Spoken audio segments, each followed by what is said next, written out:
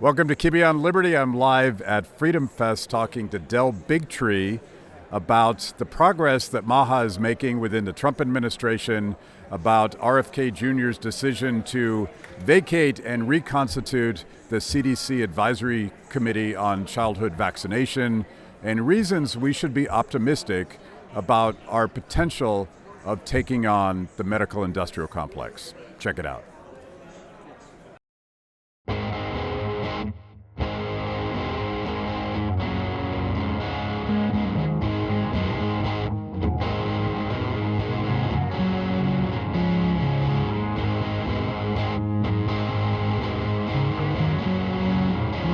Welcome to Kibbe on Liberty.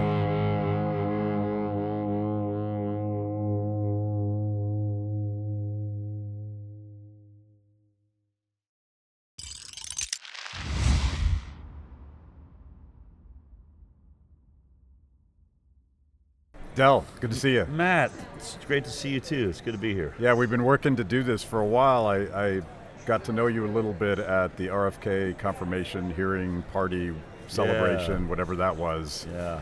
And I've been itching to talk to you because as someone that would consider myself a free marketeer and a capitalist and a libertarian, I've always known about the regulatory capture between big corporations and federal agencies and how they corrupt the regulatory process and how they game the system against small guys. But I really got red-pilled discovering just how intertwined pharmaceutical companies are with the regulatory agencies, to the point where the agencies and the scientists inside the government actually have ownership rights into vaccines that they're pushing on people. And that to me is not capitalism. It certainly isn't libertarian. It's cronyism. There's an F word that we use for this. So you're kind of the guy, and you've been the tip of the spear, blowing the whistle on this stuff for years. Yeah, it's, and I'll just say, as a political background, I grew up a progressive liberal. My parents were like 60s hippies, so I grew up with ideas of fighting for freedom. My parents marched in Chicago and in the 60s and were about freedom of education, and so freedom was a huge part of what it meant to me to be a liberal. And I remember right before I got into the vaccine issue, I was having a conversation with a friend of mine that was very outspoken libertarian in California. Was always trying to work on passing a law like we can't have streetlights that have like radar on it that you get a ticket and there's no police officer there. There has to be a police officer. And I was like, you're really dedicated to this stuff. And I was like, it just doesn't make a lot of sense. And he says, one day the Democrats are going to step on an issue you care about, and then you'll realize how dangerous they are, how dangerous the nanny state is. And I was like, all right, whatever. I mean, I see some of that. And then it wasn't, but, really like a month or two later, I was working at the Doctors Television Show on CBS, and I got into an investigation. I got an inside source at a whistleblower at the CDC and, made a documentary ultimately about it, but around this vaccine issue.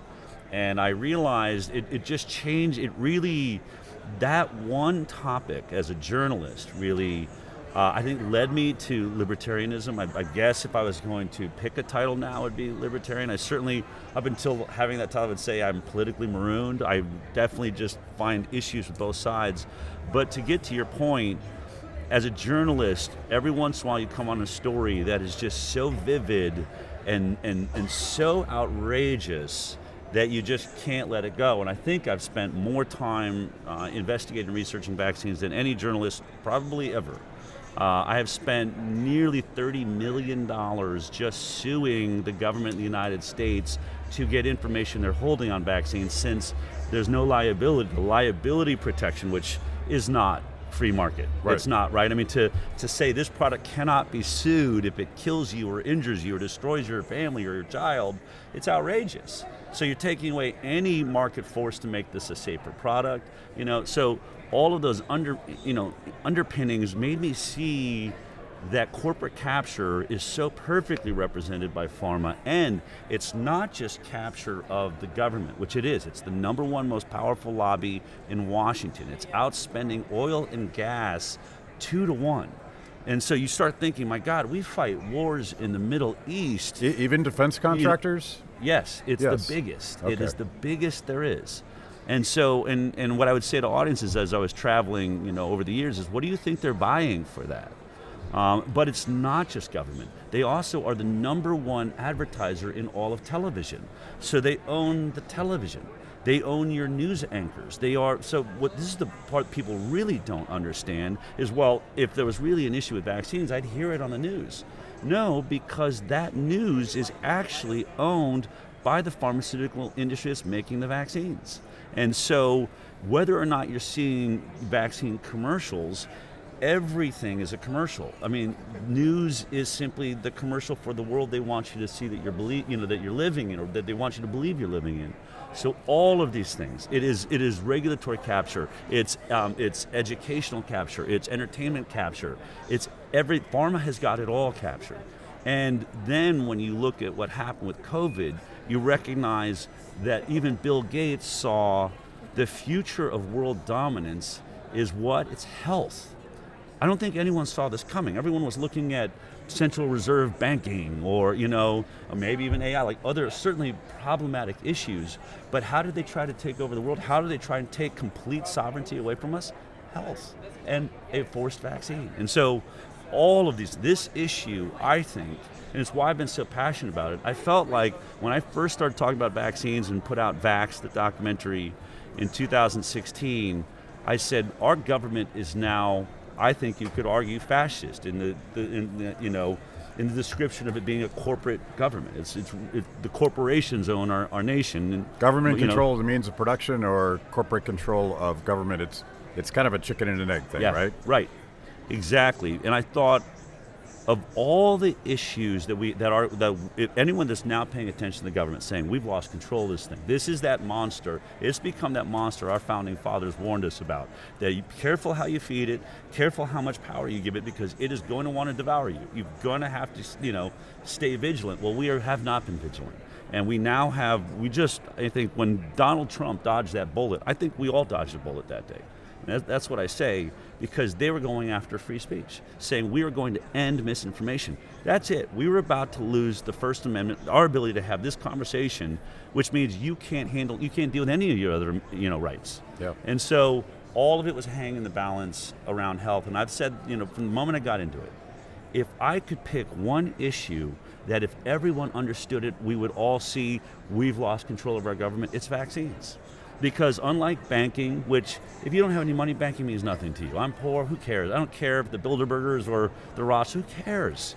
But every person, whether you're poor, middle class, or incredibly rich, you have been involved in a program that you were told, I'm making my child healthier by injecting this product. You have a government that's basically putting out rules saying you kids can't even go to school, so they're using coercion to make you do it. And if you found out that it had never been tested for safety, that it may be causing more injuries than it is improving health, then that would be the wake-up call of all wake-up calls, and that's why I've been focused on this issue. So the news, and you've worked with RFK Jr. for I don't know how many years, yeah. but you guys have been collaborating and working together, and I guess the news for people watching this is what RFK Jr. is doing with the CDC advisory committee on vaccines. And I don't know when he fired the 17 guys and has replaced them with 8 guys, but that just happened, right? Just happened. I haven't been paying attention to days, but I would say roughly 5 days ago, fired all 17, and then 2 days later, so I guess is it 3 days ago, announced the first 8 selections. And obviously mainstream media is going crazy. I've been getting called by New York Times, Washington Post, everyone. And they're trying to tell a story, I guess, that it's overreach. That does the HHS secretary, isn't this beyond what he should be doing, is I guess how they're trying to approach this. And what I've been saying is, I was his director of communications when he ran for president. I spent the last 3 years by his side, navigating these incredibly outrageous media waters and using social media the best way we knew how. But from the beginning, he was running for president to end regulatory capture. That was what he ran on. right? That and healing the divide. Can we all come together that we're all getting screwed by the government, that if we can get rid of regulatory, if we can get it back in the people's hands, maybe we'll all get along better. We'll realize, many things that we have in common. So when someone, and then, when he got sworn in, I was lucky to be in the Oval Office when he got sworn in as HHS secretary. And I think all of us probably on his core team, which was, Amaryllis Kennedy and Charles Eisenstein and Stephanie Spear, I know I stood there and thought, this is better than if he'd won the presidency, because this is why we wanted him here. We wanted the president so he could fix these regulatory. Instead, he gets to be completely focused. But when it comes to ACIP, if you're talking about regulatory capture, ACIP is the beating, throbbing heart of corporate corruption. It's exactly at the core of the problem we have. You have a group of compromised scientists and doctors. 97, when they did an investigation, 97% of them did not fill out their conflict of interest forms because they're all working for Pharma. And so they're sitting there, Pharma stepping up and saying, here's our next great vaccine for your kids, and they're rubber stamping every single one of them, which is why we now have a vaccine program for our children that's somewhere between 16 to 18 vaccines given between 74 to, I think, 90 doses they're now looking at in some of them by the time you're 18. And not one of them ever went through the gold standard safety process of being compared to a placebo group in a randomized controlled trial prior to licensure. That is, I don't know if you call that fraud. I don't know if you call that treason. I don't know what you call that, but they're skipping the process of safety that all pharmaceutical products go through, and every one of these ACIP committees, and they've changed out over the years, has rubber stamped every one of these vaccines without a safety trial. And we're giving this to perfectly healthy children. Cancer patients are being cared for more. A new cancer drug, they will deny you access if you're stage 4 and dying, saying, I heard this trial's looking really good. Can I just try that drug? I'm willing to die. I'm willing to sign a waiver that I don't even affect your trial. I'm sorry, we've got to really establish that it's safe before we can let you take it. This person's dying. Yet, so they'll run safety trials for 4, 5, 6 years on a cancer drug, but your perfectly healthy, 1-day-old baby is being injected with a sexually transmitted disease and a vaccine that had a 5-day safety trial, apparently, with no placebo group. That's not a safety study. What could you find in 5 days and only 140 kids in the trial? Yeah. How do our children not deserve more than that? So, firing ACIP, that is exactly what he needed to do if he was going to stick with his word to the public, which is, I'm ending regulatory capture. Thank you for joining me today on Kibbe on Liberty and for being part of our fiercely independent audience. Every week, my organization, Free the People, partners with BlazeTV to bring you this show. My guests bring smart perspectives on everything from current events to timeless philosophical debates. If you like what you hear, go to freethepeople.org/KOL and support Kibbe on Liberty so we can continue to produce these honest conversations with interesting people. Now, let's get back to it. So you bring up something that I'm pretty passionate about. I'm actually a stage 4 cancer survivor. I'm cancer-free for over 20 years. And I probably wouldn't be here today had the FDA not finally approved one of the treatments that saved my life. Yeah. So I'm a big right to try guy. Yeah. And President Trump passed some modest legislation in his first term to do that. Yeah. But the flip side of that, and it's the same principle, I should have a right to try, but I should have a right to refuse. It's about my bodily autonomy and my healthcare choices and how I make those decisions with my family and my doctor and whoever I trust. Mm-hmm. I might actually trust Grok more than my doctor right now, but that's a different issue because I think there's a lot of institutional capture that goes throughout the medical system. And for some reason, people that are good on one of those issues are bad on the other, including some libertarians that were conflicted and apologizing for vaccine mandates when it came to COVID, and I never understood that. Yeah, I called my nonprofit the Informed Consent Action Network because at the heart of this whole conversation is informed consent. We put on trial 16 or so Nazi doctors who all destroyed innocent people's lives by doing experiments on them. Some of those experiments were vaccines. Some of them were drugs. Some of them were surgeries. And, when we came out of that Nazi experience, we had the Nuremberg trials. And out of the Nuremberg trials came the Nuremberg Code, which was the largest advancement in modern medicine. It's said to be like the foundational principle of modern medicine. And the number one rule, the first rule, is, informed consent.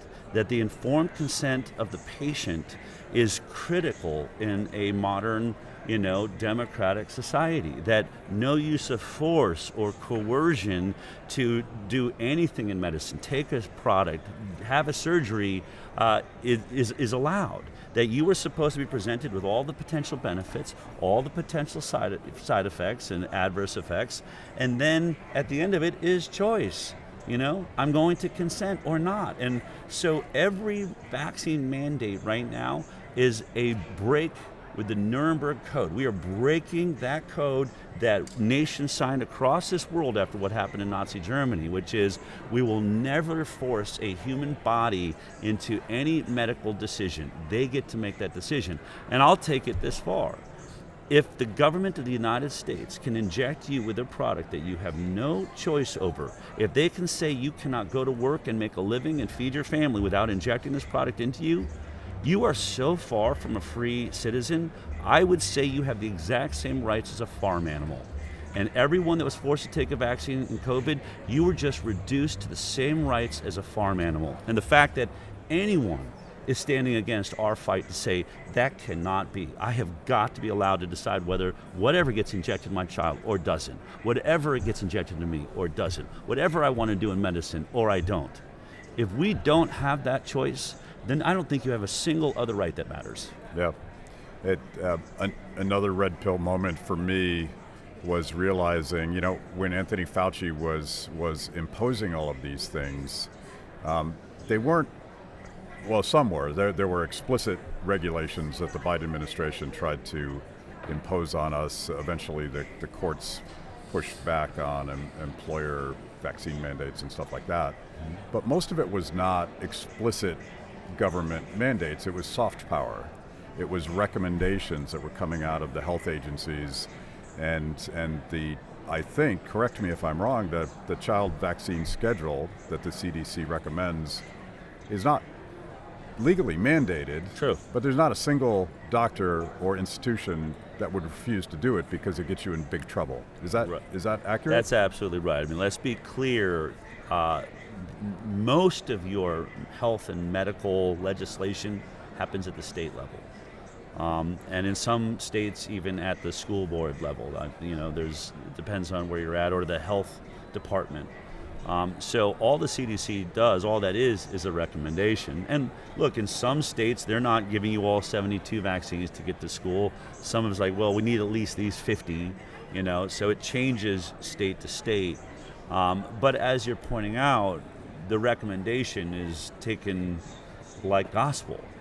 And to not follow that recommendation, until, it's changing now, but up until COVID and in this moment, to not follow through, that was heresy. But now we know, I think it's something like 80%, 85% of healthcare workers in America are refusing the next COVID booster, which means they're now defying the CDC recommendation. And I just saw, and it's not just in America. People will try to blame Robert Kennedy Jr. for this drop in vaccine confidence, but the same stats are coming out of England. Bobby Kennedy doesn't work in England. In England, the NHS, now 85% of healthcare workers all didn't get the flu shot this last year.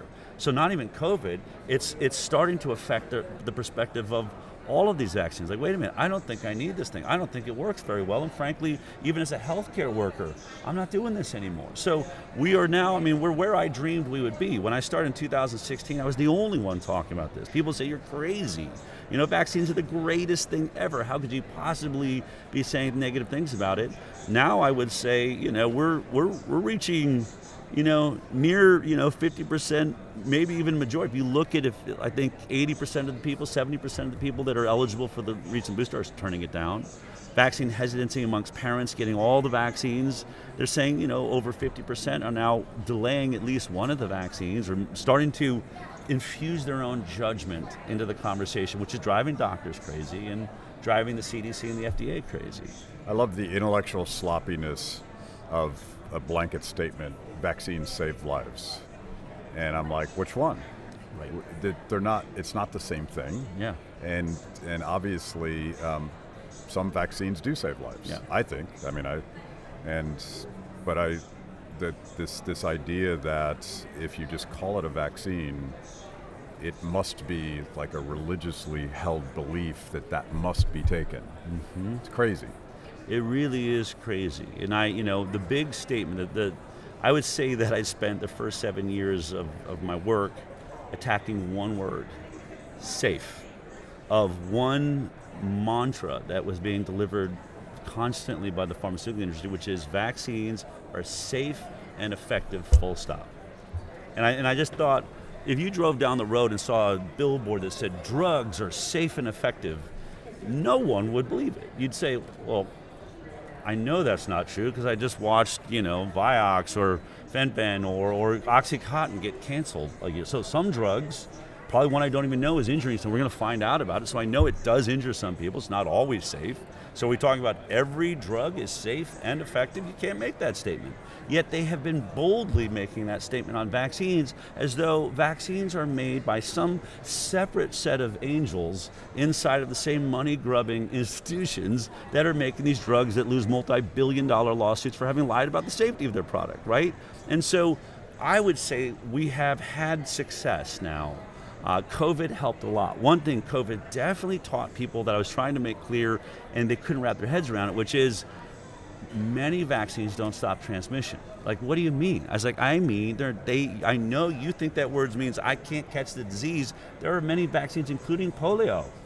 Polio does not keep you from catching the disease. It keeps you from having symptoms, but you can be a carrier and you can spread it, which has a whole set of problems that no one wants you thinking about, right? But finally, since COVID, one thing that is definitely understood by almost everybody is some vaccines don't actually protect me from catching the disease. Then, now I have the work to do to show you why that may actually be problematic. Maybe even more problematic than if you didn't take it at all. So one of the new members of the advisory committee is Robert Malone. Yeah.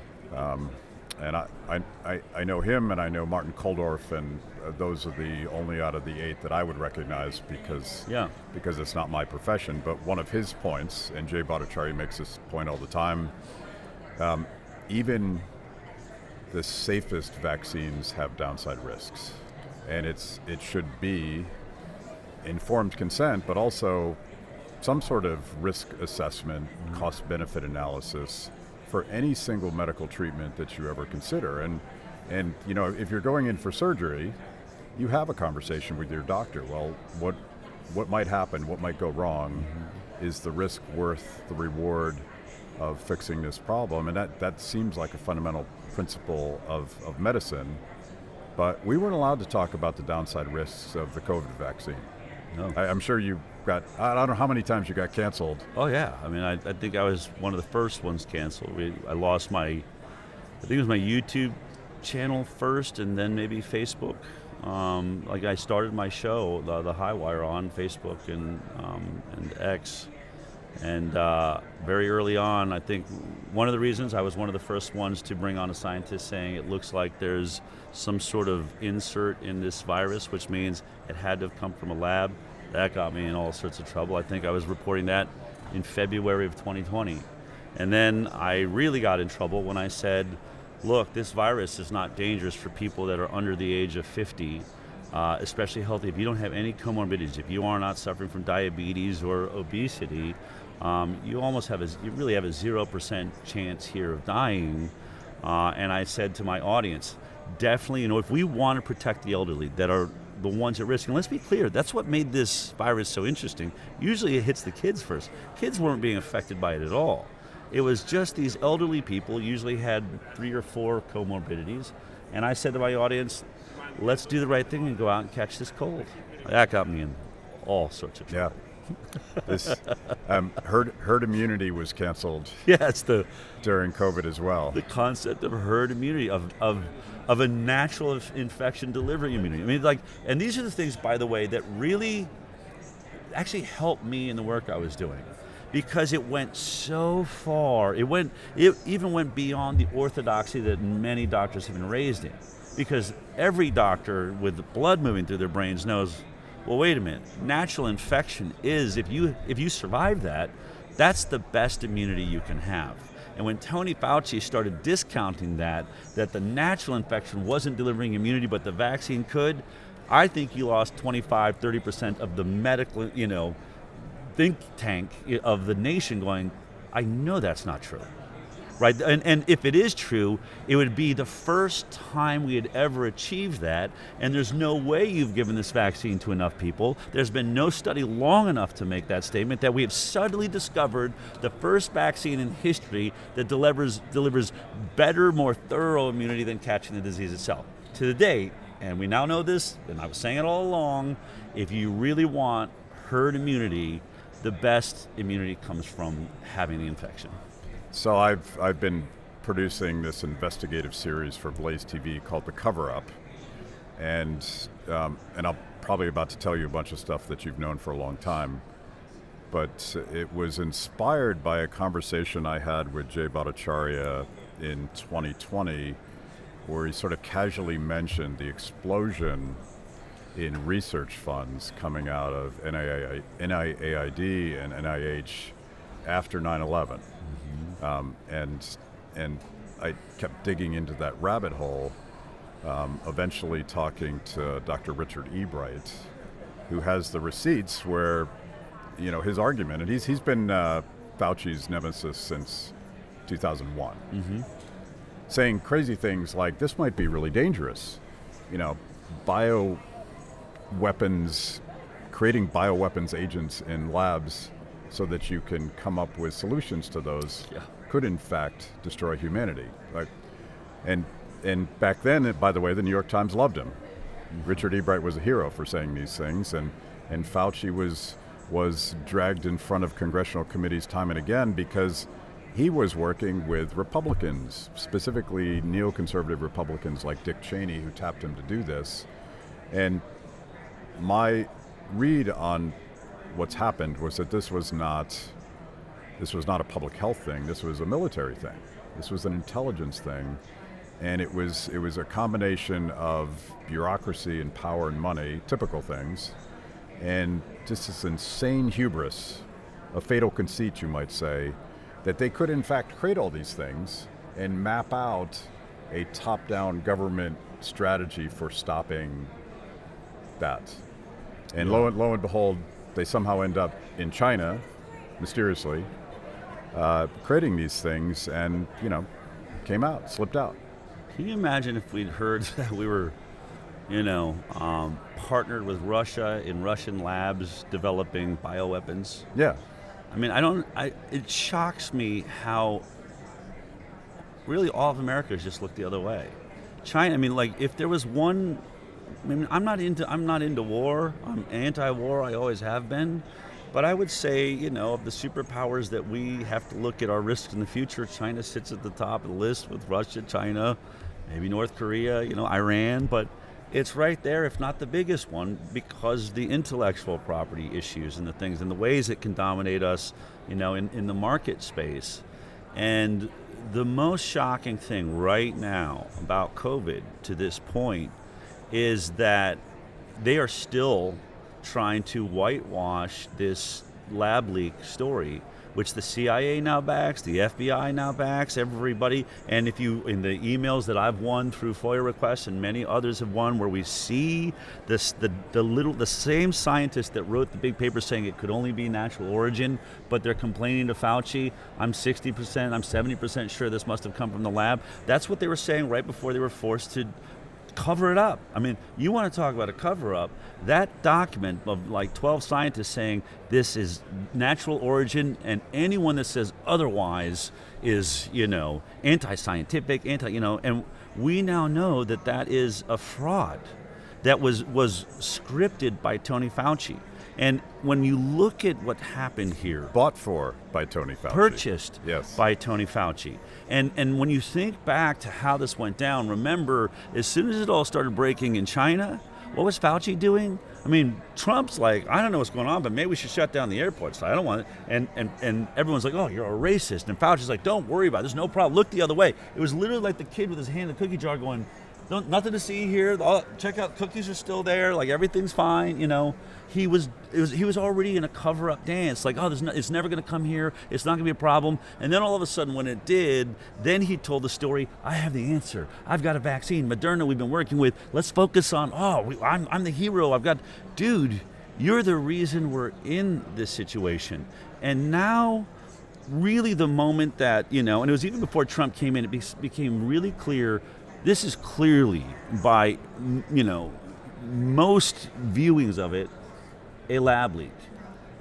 And this is what I would say to you, and this is what I think is the most terrifying thing about the world we live in. When you're living in some sort of dystopian nightmare, when people stop acting normally, and even more specifically, when journalists and news organizations stop acting in their own best interest. And what I mean is, the moment we are all told as journalists, it looks like it was a lab leak, what would be the second question? And I'm telling you, I've never heard it. What's the second question? How do we know it was a leak? How do we know it wasn't on purpose? I haven't heard anyone, not at Fox, not at CNN, I don't even know podcasters that will ask that question. But it's the most obvious question we should be asking. If we know it came from that lab, how do we know it was accidental? Because it's a bioweapon. And by the way, as you cover it up still, and everyone's like, well, there's another booster shot, and they talk about it like we're in a natural environment of disease. We are not. It very much looks like we are dealing with a man-made bioweapon that is still sweeping the earth as we know it.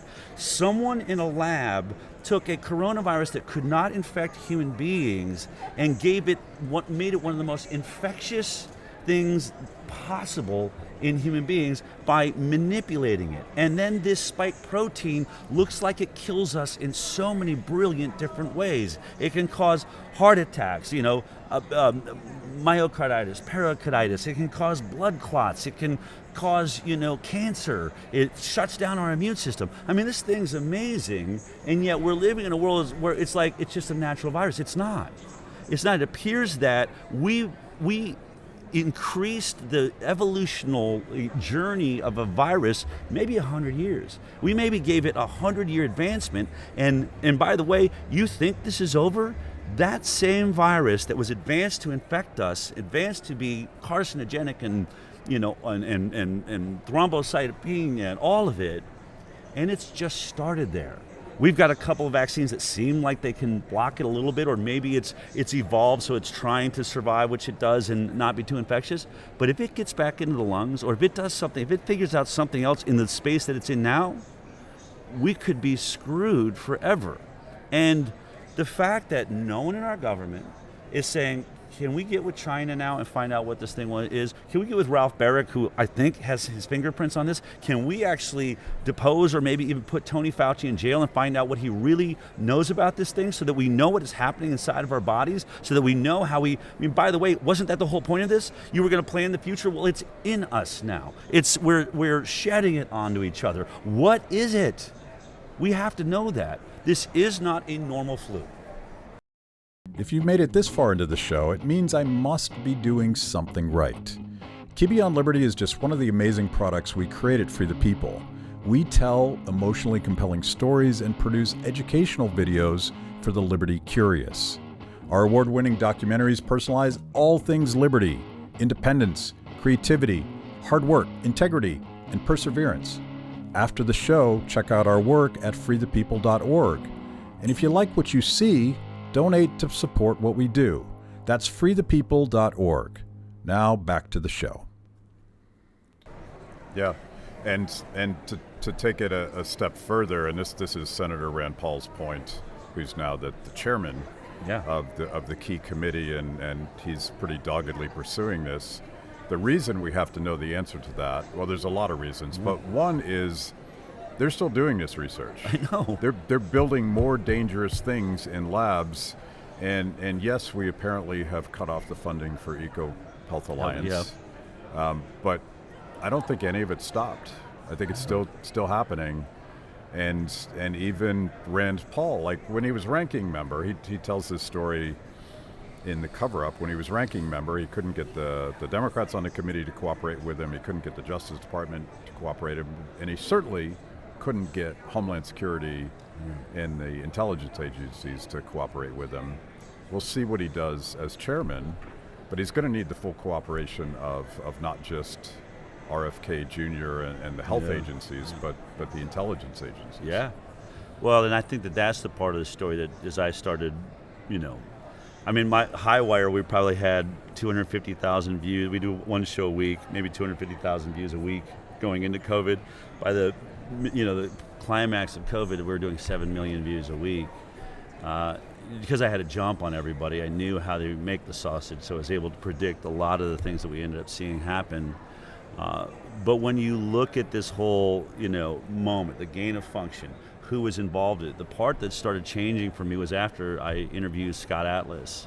I had been thinking, and this is the problem when we say they, it's really a problem for all of us, that one of the things I've been trying to say to my audience is, will you stop with the cartoon version of evil?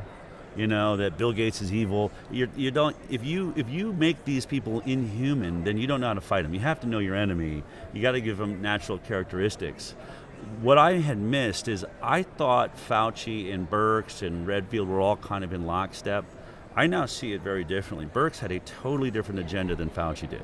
In fact, she's come out, and when I interviewed Robert Redfield, it was like, we never believed in the vaccine. In fact, Deborah Birx thought it was a joke.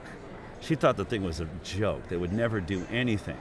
And I'm like, wow, so when you look back at it, she was Department of Defense. Mm-hmm. They threw us off with the scarf. She's supposed to be wearing epaulets like she had all the way up until that job, but they went with scarves and she's like Supermom. But she was really put in by the Department of Justice to, I think, run that experiment that you're talking about. Yeah. She was all the social distancing, really the social mental game. How much will the population put up with? How ridiculous can we make this game? Groomed. We were being groomed and tested and studied. The part of it that will forever blow my mind is the stand-up, sit-down, mask, no mask thing. If there's one thing that should have triggered the intelligence of any living being, I remember I went into a restaurant up in like Oregon, a very liberal place, and I came through the door with two of my friends, and the bartender screamed, leaped over the bar, "You're mad!" I'd forgotten, we're walking around with the mask. Okay, whoa! People are looking over, and runs over in a panic, and literally, I was like, "Okay, I got it. Hey, man, like he's got cancer or something. I don't know." And then he grabs 3 menus, sits us at the table right next to the door. I sit down and he says, "Now you can take your mask off." Yeah. I'm just like, I was doing interviews. I would always say, "Can you explain to me how that makes sense to you?" What do you mean? I was like, what do you think what in your mind is the science that when I'm standing 3 feet taller here, not wearing the mask is putting everyone at risk, but now that I'm sitting here, I can take it off. How are you making that make sense? He's like, "That's just the rules, man. We don't question it." I'm like, boy, dude, you gotta question that. But that's it. That was an experiment. How far I think it could go. She didn't care whether they got a vaccine across, but the vaccine had a powerful agenda. And I do believe it was a huge part of why COVID was blown up to be what it was. They wanted every adult into a vaccine passport. They wanted mRNA they wanted to put the billions of dollars in mRNA because it was the future. It was the dream of vaccine makers for a century.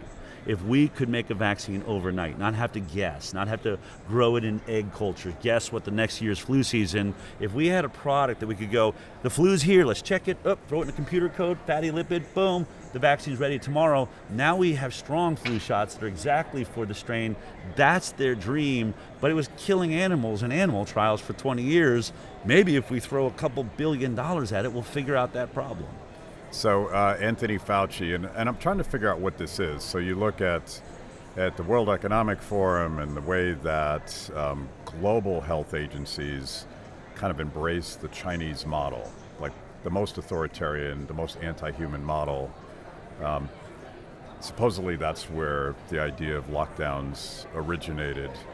But if you look at all this stuff and you read what Anthony Fauci was actually writing with the now thrown under the bus David Morans, he wrote this article that I quote all the time in the journal Cell. And it's late 2020, I believe, is when he published it. But the end of the article is this sort of techno-authoritarian manifesto about how the best scientists, in cooperation with the best political leaders, will reimagine society from the top down. And they're going to change the way we gather, they're going to change the way we eat, they're going to change the way that we get healthcare and how we live. And they use this phrase, we need to bend modernity. Like, is the most dangerously authoritarian, and Frederick Hayek would call it a fatal conceit, right? Mm-hmm. So it's like socialism 2.0, but this version is just rule by experts. And we're all, as you said, we're guinea pigs, we're farm animals, we're gonna be herded, and we're gonna be groomed to just sort of live with our overlords determining every aspect of our lives. Yeah. So part of it was like bureaucracy and money and gaming the system and corporate capture, but I think there's something more dangerous going on. I think they're starting to believe their own bullshit. Yeah, well, I think I would say if you look back through, history, religion used to do this. Right? We use religion to keep you in line, and whether it's crusades or something like that, this is no different. In fact, I think you can understand it more if you see medicine as a religion. You've already sort of alluded to that already. I have a Fauci prayer candle. Yeah, right. So they made it a very religious faith. Yes. Yeah. And so if you don't do it, you're a heretic and you're going to get us all killed. You're born with an original sin. Your baby has to be vaccinated on the very first day that it enters this earth. It is given a sexually transmitted disease called hepatitis B. We will call Child Protective Services on you if you try to leave that hospital without getting that vaccine with your child. I just spoke about this yesterday. They will say, well, we have to protect against if mom had hepatitis B. We test every mother. And we know for a fact that only 0.5% of the mothers that give birth every year have hepatitis B. So you're giving this vaccine to 99.5% of children that never needed it. And that's just the beginning of the insanity. And a product, as I said, hepatitis B had a 5-day safety trial, no placebo group. Tons of side effects have been shown over the years, including multiple sclerosis, swelling of the brain, encephalitis, paralysis, in Guillain-Barré syndrome. So, and the entire vaccine program is built on a religion. In fact, it's the holy grail of modern medicine, and doctors just go along with it. Their clergy, their pope is Tony Fauci, is Francis Collins, whoever's dictating this stuff down. Whatever the CDC says, that's what the Catholic Church just stated. That's what we do. We do not question it. And I did a whole show on a meeting that the World Health Organization organized in 2019, right before the pandemic, in December in Geneva, brought in all of the best scientists in the world to discuss how do we stop vaccine hesitancy. In the middle of it, Heidi Larson is the lead psychologist for the WHO, and she said, our problem with vaccine confidence is we have a very wobbly front line now. Our doctors don't know how to handle these more in-depth questions that are coming through the door from parents. And she said, because let's admit it, she says to the whole room of 150 scientists, a doctor or a nurse is lucky if they had a half-a-day education on vaccines. And so it's exactly how religion works. Starve you of actual information. Make you believe in a faith that all you can say is you have to have faith. I can't even explain it to you, right? And all I know is somewhere in my clergy or somewhere in the God of this thing, the studies were done. I know for a fact there's a mountain of science that, there's literally a mount in this religion of studies have been done on autism. I can assure you, because I've had on the stand Stanley Plotkin, the godfather of the vaccine program, admit that he went on assumptions that he doesn't have science that the Tdap vaccine doesn't cause autism. I have his co-author on the biggest vaccine book that is called Plotkin on Vaccines. His name's Stanley Plotkin. They call it the Bible of Vaccinology. Catherine Edwards is another author. I have her on the stand under oath and being listed. You said that Tdap doesn't cause autism. Do you have any science to make that statement? I don't. You said that, and hepatitis B doesn't cause autism. Do you have one study to prove that it doesn't cause autism? I do not. It's like 6 or 7 vaccines. So in the work I've done, if CNN would ever report on it, or even Fox would allow me to show you, let me play you literally the Pope of your religion in Stanley Plotkin under oath is saying this mount is fictional. It doesn't exist. It's never been done. Robert Kennedy Jr. is absolutely right. They have never proved that vaccines don't cause autism. And so what you're left with is the oral history of all of the injuries that have been out there. Real human beings talking to each other, and 80% of parents with autistic children believe the vaccine caused it. They watched it with their own eyes. They witnessed it. In any crime, the witness is the most powerful thing you have. And in this case, they took the vaccine out of the lineup and keep saying we're looking for the killer here, but we refuse to put vaccines in there, even though 80% of the people as witnesses said it was the vaccine. And so the whole world is changing around this now. But to get back to it, that's a religion. When I have to have faith that my doctor was trained well enough to understand how vaccines work, they weren't.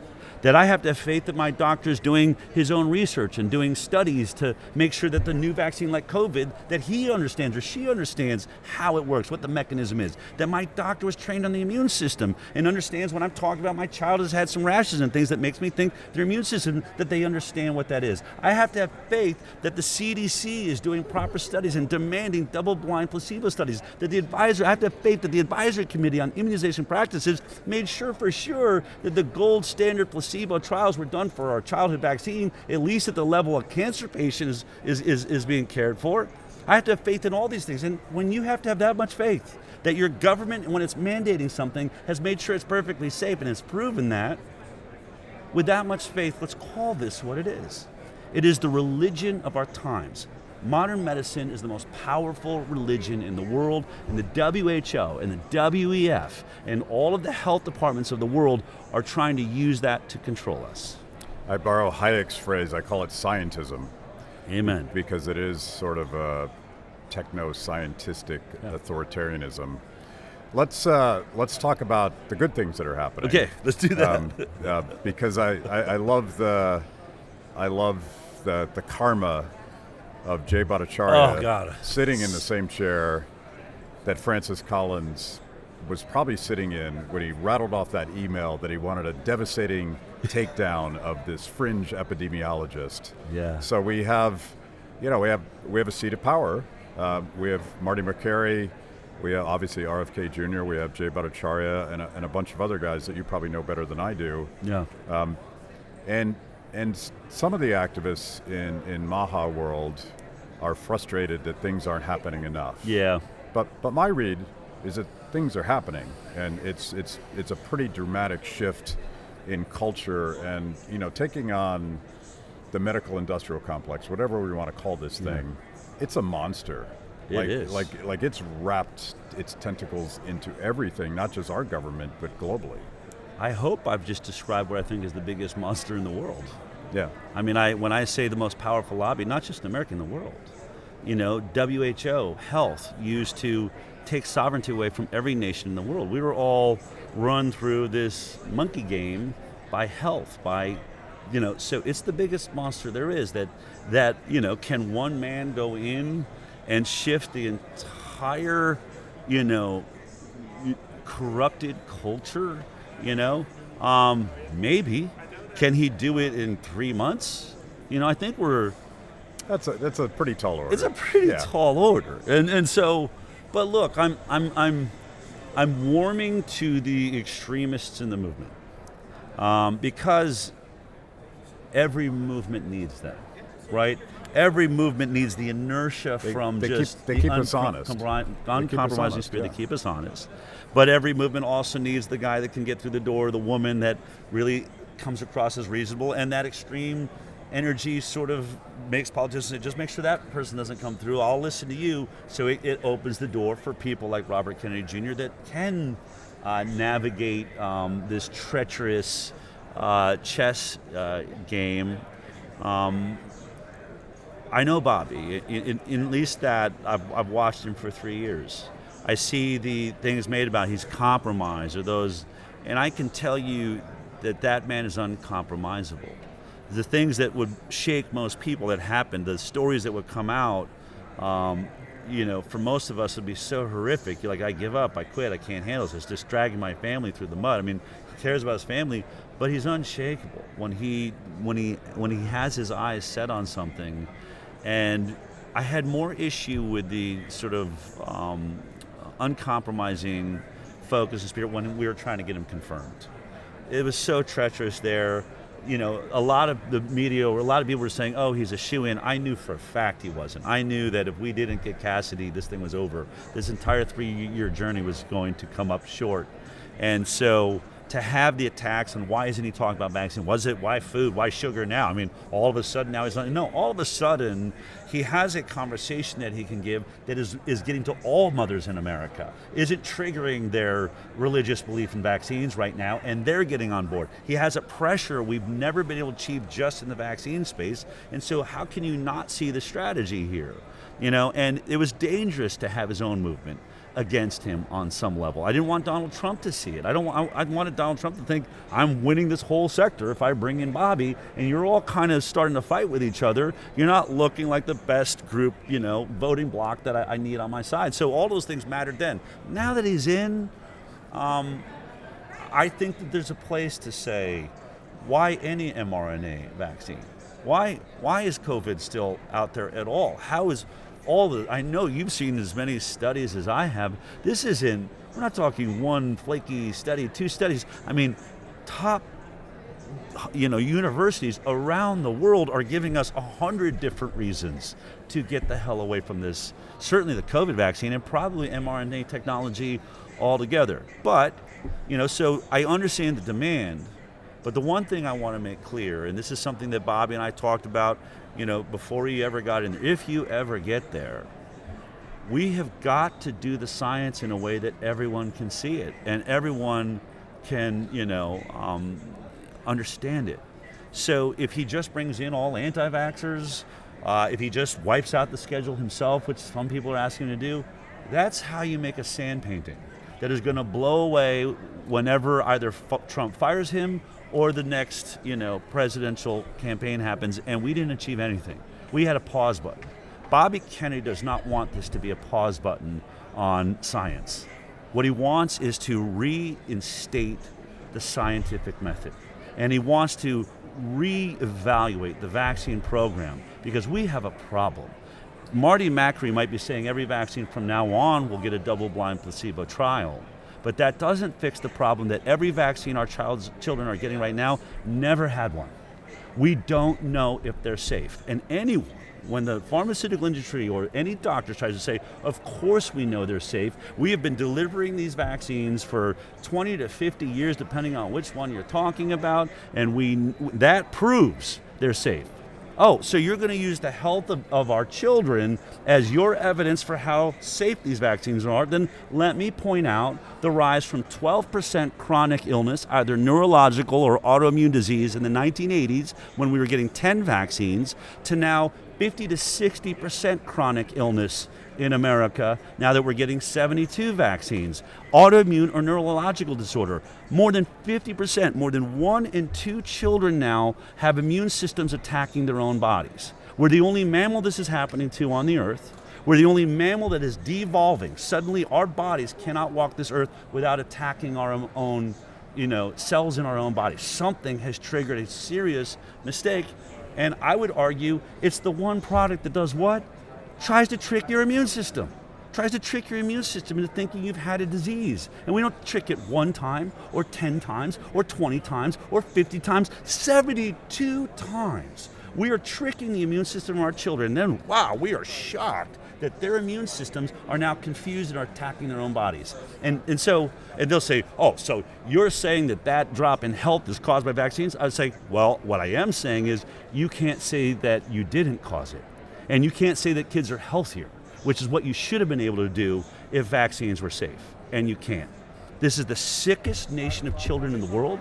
It's the sickest generation of children we've ever seen in this country. And that drop from 12% chronic illness to 54 or 60% chronic illness, depending on the stats, is the greatest decline in human health in recorded history. Never have we seen this before. And I put that at the feet of every doctor that was in charge while that was happening. Every regulatory agency, every FDA, CDC, every HHS department. I don't care if it's fluoride in our water, maybe it is. Maybe it's the pesticides and herbicides that are sprayed on 90% of our crops. Maybe it's the antibiotics that are in our beef. Maybe it's the non-stick pan that had forever chemicals in it that we've been eating off of since the 70s. Or maybe it's a combination of all those things. But whatever it is, every one of those things was looked at by our regulatory agencies and said to be safe. So whatever this environmental toxic attack is coming from, it's going to lay at the feet of the people that have been telling us, just trust us. Ultimately, your argument is that the scientific process should be allowed to ask the questions you just asked. And anything less than that... It shouldn't allow for it. That is the scientific process. Yes. If there cannot be a question, it is a religion. If there's a question, it's science. And when you catch anyone in science attacking the question, then you now know you are in a very, very dangerous place. And you and I both know we've been living in that place for decades. And something Jay Bhattacharya, God love him, really so eloquently talks about this all the time. Yes. Let's get back to the scientific method. No one should be attacked for asking a question. You should be excited to defend your product. You'd be excited to defend your hypothesis. Yeah, and that's the mantra that I hear from Jay and RFK Jr. and everything in that wing. And I'll close out the optimism. My favorite senator, Rand Paul, and my favorite congressman, Thomas Massey, I recently had them on the show separately, and they both said the part of the Trump administration they're most optimistic about is what we're talking about. Yeah.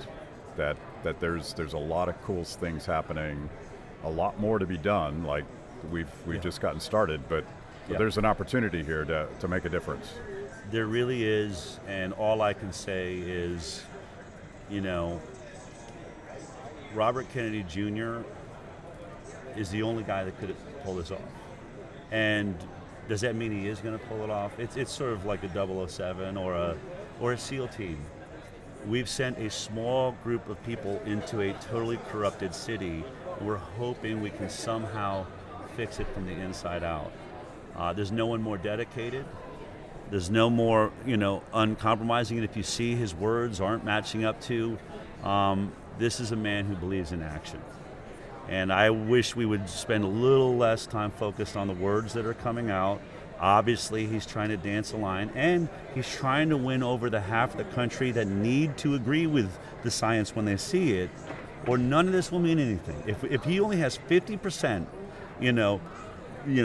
enrollment in whatever science is done or whatever changes are made, then this all flips on an election. What he's trying to do is say to all the pro-vaccine people, trust me, I am not here to destroy your vaccine program.